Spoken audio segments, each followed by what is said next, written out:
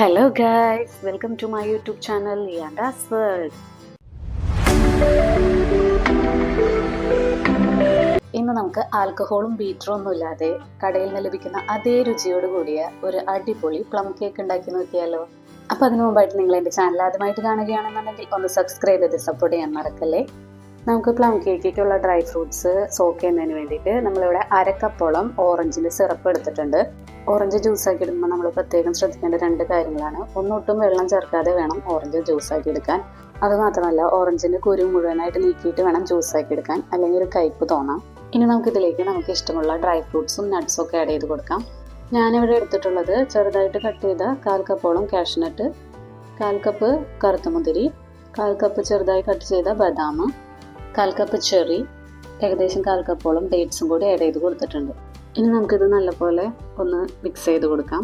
അതിനുശേഷം നമുക്കിത് 3-4 മണിക്കൂർ ഒന്ന് ഡ്രൈ ഫ്രൂട്ട്സും നട്ട്സും ഒക്കെ ഒന്ന് സോക്കാവാൻ മാറ്റിവെക്കാം. ഇനി നമുക്ക് കേക്കിലേക്ക് ആവശ്യമായ കാരമൽ സിറപ്പ് ഉണ്ടാക്കാൻ പാനിലേക്ക് ഏകദേശം 3/4 കപ്പോളം പഞ്ചസാര ആഡ് ചെയ്ത് കൊടുക്കാം. നമുക്ക് ഈ പഞ്ചസാര നല്ലപോലെ മെൽറ്റാക്കി ഡാർക്ക് ബ്രൗൺ ആക്കി എടുക്കാം. ഈ ഡാർക്ക് ബ്രൗൺ കളറാണ് നമ്മുടെ കേക്കിന് ആവശ്യമായ കളർ കൊടുക്കുന്നത്. അതുപോലെ തന്നെ നമ്മുടെ ഈ കാരമൽ സിറപ്പ് ഒട്ടും കരിഞ്ഞു പോകാതെ നോക്കുകയും വേണം. അപ്പോൾ ഇത് നല്ലപോലെ ഡാർക്ക് ബ്രൗൺ കളറാവുമ്പോൾ നമ്മൾ ഇതിലേക്ക് ഏകദേശം 1/2 കപ്പോളം ചൂടുവെള്ളം ഒഴിച്ചു കൊടുക്കുക. നമ്മൾ ഈ ചൂടുവെള്ളം ഇതിലേക്ക് ആഡ് ചെയ്ത് കൊടുക്കുമ്പോൾ തെറിക്കാനുള്ള സാധ്യതയുണ്ട്. അപ്പോൾ അത് കാരണം നമ്മൾ നല്ലപോലെ ശ്രദ്ധിച്ച് വേണം ഇതിലേക്ക് വെള്ളം ആഡ് ചെയ്ത് കൊടുക്കുക. അങ്ങനെ നമുക്ക് കുറച്ച് വെള്ളം ഒഴിച്ചു കൊടുത്ത് നല്ലപോലെ ഇളക്കി തേനിൻ്റെ കൺസിസ്റ്റൻസി പോലെ ഒന്ന് ആക്കിയെടുക്കുക. അതിനുശേഷം നമുക്കതൊന്നൊരു ചെറിയ ബൗളിലേക്ക് മാറ്റാം. ഇനി നമുക്ക് ആ സെയിം പാനിൽ തന്നെ ചെറിയൊരു പോർഷൻ കാരമൽ സിറപ്പിലേക്ക് നമ്മൾ നേരത്തെ സോക്ക് ചെയ്യാൻ വെച്ചിരുന്ന ഡ്രൈ ഫ്രൂട്ട്സും നട്ട്സും ആഡ് ചെയ്ത് കൊടുക്കാം. ഇനി ഇത് നമുക്ക് നല്ലപോലെ ആ കാരമൽ സിറപ്പായിട്ടൊന്ന് ഇളക്കിയെടുക്കാം. അതിനുശേഷം നമുക്കിതിലേക്ക് 2 table spoon mixed fruit jam add ചെയ്ത് കൊടുക്കാം. ഇനി നിങ്ങളുടെ കയ്യിൽ മിക്സഡ് ഫ്രൂട്ട് ജാം ഇല്ലെങ്കിൽ അത് ഒഴിവാക്കാവുന്നതാണ്. ഇനി ഇതൊന്നൊരു മീഡിയം ഫ്ലെയിമിൽ വെച്ച് കൊടുത്ത് ആ ജ്യൂസൊക്കെ ഒന്ന് വറ്റി ഡ്രൈ ആയിട്ട് വരുന്നവരെന്ന് നല്ലപോലെ ഇളക്കി കൊടുക്കാം. അങ്ങനെ നമുക്ക് നല്ലപോലെ വറ്റി ഡ്രൈ ആയി വരുമ്പോൾ അതിലേക്ക് ഏകദേശം 3 ടേബിൾ സ്പൂൺ മൈദ ചേർത്ത് കൊടുക്കാം. ഈ മൈദ ഡ്രൈ ഫ്രൂട്ട്സിലും നട്ട്സിലും നല്ലതുപോലെ മിക്സ് ചെയ്ത് ഫ്ലെയിം ഓഫാക്കി ഇത് മാറ്റി വയ്ക്കാം. ഇനി നമുക്ക് ഇതുപോലെ ഒരു അരിപ്പയിലേക്ക് ഏകദേശം 1/2 കപ്പ് മൈദ ഇട്ട് കൊടുക്കാം. അതിനുശേഷം നമുക്ക് അതിലേക്ക് ബേക്കിംഗ് പൗഡർ ഇട്ട് കൊടുക്കാം. ഈ ഒരു കേക്കിലേക്ക് ബേക്കിംഗ് സോഡയുടെ ആവശ്യമില്ല, ബേക്കിംഗ് പൗഡർ മാത്രം മതി. ഇതിലേക്ക് 1/2 ടീസ്പൂൺ ബേക്കിംഗ് പൗഡർ ചേർത്ത് നല്ലപോലെ അരിച്ചെടുക്കാം. ഇനി നമുക്ക് ഇതിലേക്ക് സ്പൈസസ് ആയ കറുവപ്പട്ട, ഗ്രാമ്പൂ, ജാതിക്കയുടെ കുരു, ചുക്ക് ഇവയെല്ലാം ചേർത്ത് നല്ലപോലെ അരിച്ചെടുത്ത പൊടി ഇതിലേക്ക് ചേർത്ത് കൊടുക്കാം. ഏകദേശം 1 ടീസ്പൂൺ സ്പൈസസ് നമ്മൾ ഇതിലേക്ക് ചേർത്ത് കൊടുക്കുന്നുണ്ട്.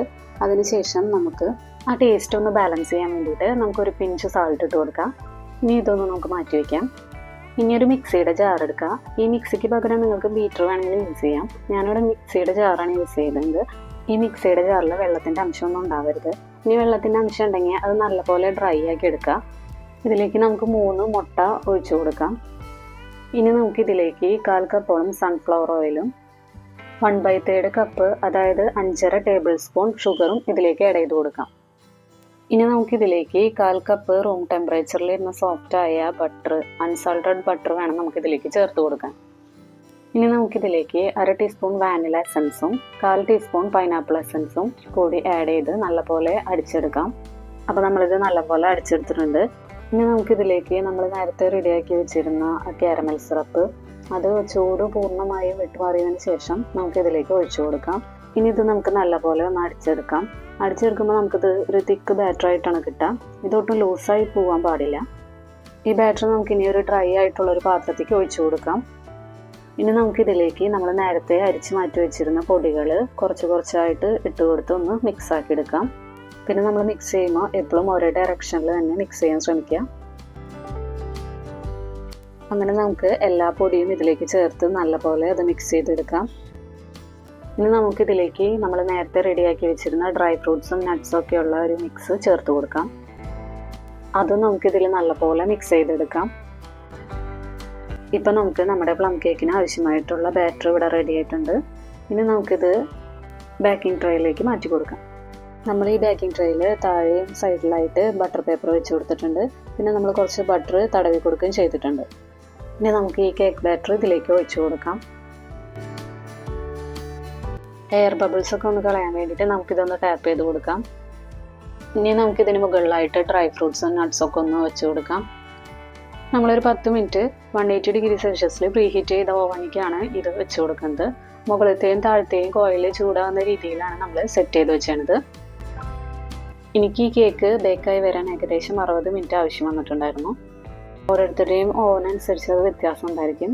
അപ്പോൾ നമ്മുടെ ഈ കേക്ക് നല്ലപോലെ വെന്തെന്ന് അറിയാം. നമ്മൾ ഒരു ടൂത്ത് പിക്ക് ഉപയോഗിച്ചിട്ട് നമ്മൾ കുത്തി നോക്കുന്നുണ്ട്. അപ്പോൾ നമുക്ക് ആ ടൂത്ത് പിക്ക് ക്ലീൻ ആയിട്ടാണ് കിട്ടുന്നത്. അപ്പോൾ നമ്മുടെ കേക്ക് നല്ലപോലെ സെറ്റ് ആയിട്ടുണ്ട്.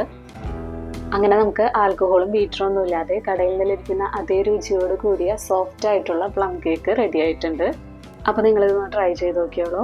അപ്പോൾ നിങ്ങൾക്ക് ഈ വീഡിയോ ഇഷ്ടമായെങ്കിൽ ലൈക്ക് ആൻഡ് ഷെയർ. അതുപോലെ ഇനിയും എൻ്റെ വീഡിയോസ് നിങ്ങൾക്ക് ലഭിക്കുവാനായി പ്ലീസ് സബ്സ്ക്രൈബ് മൈ ചാനൽ. അപ്പോൾ അടുത്ത വീഡിയോയുമായി കാണുന്നവരേക്കും ബൈ.